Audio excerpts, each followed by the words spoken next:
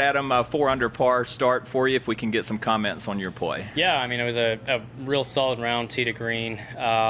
Couple mistakes with some wedges on 18, 3 and 4. I was moving in the right direction early and spun a wedge off the green in the water on 18, but had a couple more looks on the front that didn't go. But I mean, otherwise, pretty ho-hum day, I guess. You got all 3 of the par 5s today. Any of those stand out? I had 2 good shots into 9 to hold the green and 2 putted there. 16, I made a nice 30 footer or so.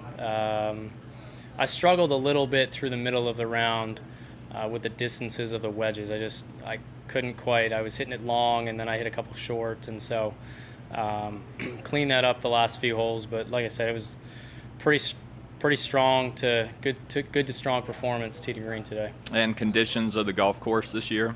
Yeah, I know they regrassed and maybe some of the areas hadn't grown like they wanted to. I think the greens are a little bit slower than we're used to seeing. There's a little bit more grass on them, but I think overall, I don't know what the grounds crew was hoping for, but I think overall it's pretty good.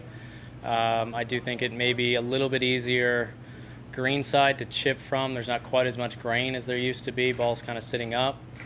But this is probably the thickest rough we've had in all the years I can remember anyways. I don't remember too many balls burying down where you had to kind of play safe into greens. So that'll throw a little bit of a curveball to us this week. Speaking of previous years, a couple top 10 finishes here the last 3 years. Just talk a little bit about this event and how it suits you.